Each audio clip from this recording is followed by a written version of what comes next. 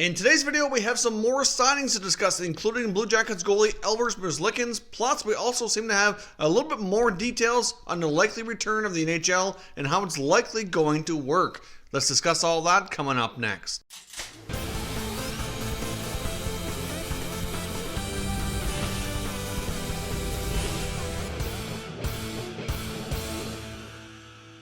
Welcome back to another video here at Top Shelf Hockey. Now, as I mentioned, we have some signings to discuss as well as the potential return of the NHL here coming hopefully sooner than later. We have some more details on how that's likely to play out. So let's first off jump into today's signing. The Blue Jackets announced that their other pending RFA goalie, Elvis, has been signed to a 2-year contract extension valued at $4 million per year. Now, this is a good signing and yet a very interesting one all at the same time. Now, Elvis came into the NHL this year's first season. Certainly had a lot of potential as a prospect. He's an older goaltender, played over in Europe, and was certainly kind of looked upon as being somebody who should be successful at the NHL. But obviously, he got off to a little bit of a slow start, but then really started to pick things up and played progressively better as the season went on. He ended up playing in 33 games, putting up a 2.35 goals against average and a .949 save percentage. So the stats were incredible, and like I said, he seemed to get better as things progressed. Certainly fair to say that based on his contract that he looks to be the starting goaltender for the Blue Jackets for the next few years. Now, of course, they signed their other goalie, Jonas Korpisalo, just in the last couple of days to a 2-year contract as well, but that one was only valued at 2.8. Now, I thought with Korpisalo being in the organization for about 5 years, having a lot more NHL experience, that they might kind of lean on him more as a starter, and I really didn't think Merzlikins would get so much money as he did right off the bat, and actually earning $1.2 million more than Korpisalo to me was a little bit surprising. But I do think it's fair to say, like I said, as the season went on, that Elvis kind of took the starting role. He certainly played better, had better stats overall, but not to say that Korpisalo had a bad year, but certainly, I think there's many that kind of felt Elvis might be the starter. I just thought with Korpisalo being around longer, that they might kind of run with a 1A, 1B scenario, and that they might have comparable contracts, kind of to what we've seen with the Blues, with Binnington and Allen. Obviously, Jake lost his starting job. Binnington came in, they won the Stanley Cup. You get a very comparable contract to what Jake was earning. Obviously longer term, he'll likely get more in the next one, but still kind of, similar situation is what I thought we'd see play out in Columbus. So I think this kind of indicates to us that they see Elvis Merzlikins as being the starter.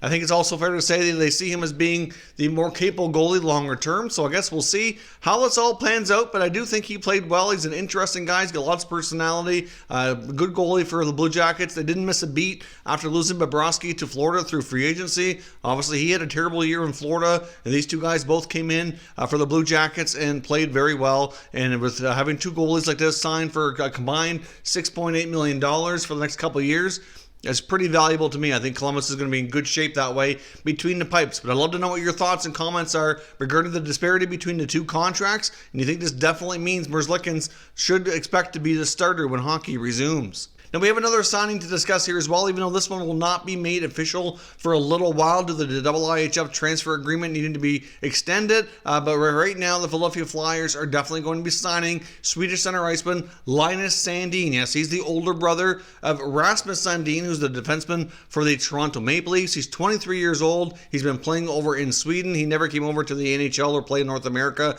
previously. This will be his first North American contract. He put up 19 goals last year for HV71. He's certainly looked upon as being a goal-scoring type of center iceman.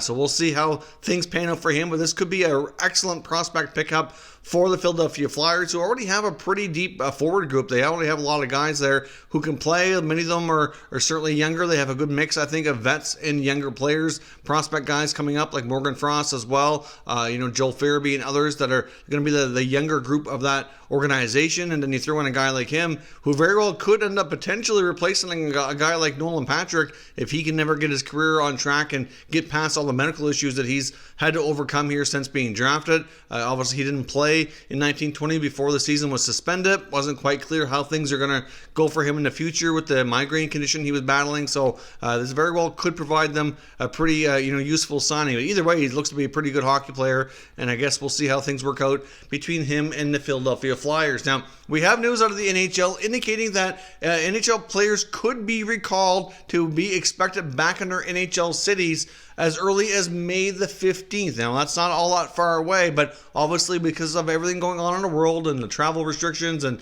needing to self-isolate after traveling and all those things that are conditions basically pretty well everywhere you go, it's going to be a very gradual process to get them back before it can even be close to playing a game. So essentially, a lot of players would have to travel back to their NHL cities because many return to what they kind of consider their off-season home.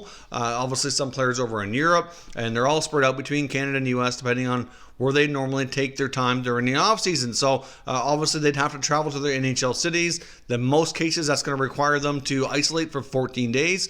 So if they don't report until May the 15th, that puts them near the end of May. And then at that point, it looks as though the NHL would be looking to basically open up team facilities to the team so they can kind of begin to train a bit. And there's a talk that would be about a 3-week training camp processing period for all teams to kind of get back in shape before they can kind of resume playing. Obviously, at some point as well, I'm not sure exactly what point it would be, but that they would basically have, like I mentioned the other day, likely going to be one city per division be located as the spot for all those teams to play. Now, of course, the regular season, the remaining schedule would have to be adjusted, and I think how it sounds, they would only be playing the remaining NHL regular season games against division rivals instead of whoever they were normally scheduled to play against. So they'll get their 82 games in, but they won't get the exact schedule of opponents that they would have played originally. So obviously those cities are likely going to be Edmonton for the Pacific. The Oilers have a brand new facility there with an attached practice facility. They can get the hotel that's owned by the Katz family as well right nearby, who can host all of the Pacific Division teams. It's a massive hotel. I believe it's a Marriott branded one.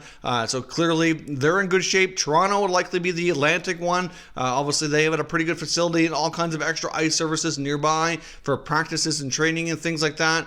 So clearly that would work well. Toronto's well positioned to handle larger events. Wouldn't even be shocking as well if they decided to have the playoffs in one location, and I wouldn't be shocked if it turned out to be one of those two spots as well. I mean, Toronto has hosted many other events before, like the World Cup, so Toronto certainly has the capacity to pull it off. So I guess we'll see how that works out. As far as the other venues go in the Metro Division, we're hearing either Pittsburgh or Carolina as the likely spots. And when it comes to the Central Division, I've heard Dallas or Minnesota are the more likely spots. Now, a lot of this, like I said, is not just about the facility, obviously the NHL facility, but the other practice facilities and hotels, because they have to be able to practice. They have to be able to, stay in all in one spot, so they're kind of quarantined together. So they need to have all the proper resources in place to be able to safely manage all this. So obviously some cities, more than others, are just not equipped to do that. So after playing out the regular season, obviously the playoffs would then begin, and we very well could see an adjusted playoff format. Not quite clear how that's going to work out, but they might do the top 4 from each division, for example,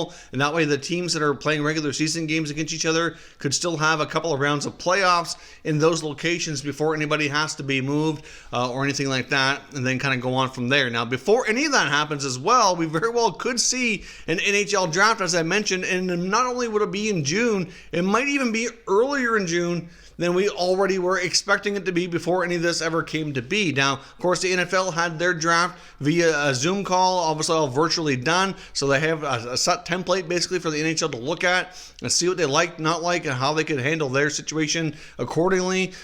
And there is talk that it could be done sooner in June than before. Now, obviously, there's a variety of reasons why this would work well. There's certainly a variety of reasons why it kind of creates a little bit of chaos. As I mentioned in the video in the last few days, there's going to be a lot more questions and answers right now about how it's all going to work, and the NHL would have a lot of those scenarios to work through. There's all kinds of conditional picks. Clearly, one of the big concerns amongst league executives and GMs, and even to an extent fans as well, that I've been hearing all kinds of NHL reporters and insiders talking about, is the possibility, could you win the draft lottery, get the first overall pick, and then if they have an extended playoff format where more teams get in, what if that team also gets in the playoffs and were to get lucky and get hot and go on and win the Stanley Cup? Would that not create a lot of chaos and a lot of upset teams and fans around the league if they were be Stanley Cup champions and first overall pick holders all in the same year? That's certainly not something that ever happens unless the pick is traded, and that's obviously not really what the league would want. So we very well might see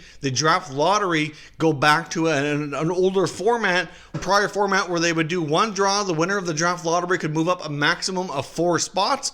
So clearly, unless your team's 1 through 5, you're not going to have a shot at getting the first overall pick. If you're the 10th or 12th base team, you can move up, but there's no way you can get to 1. So if they do an expanded NHL playoff format, at least that would eliminate that possibility from happening and kind of go from there. So essentially, there's a lot of things in the works. I know they're very hopeful to get this on the go.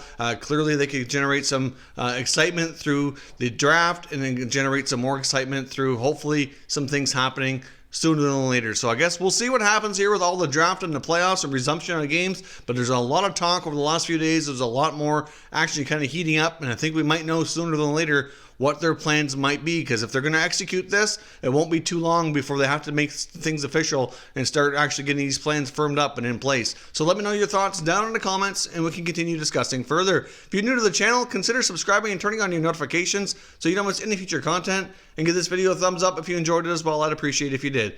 As always, thank you for watching, and I will catch you next time.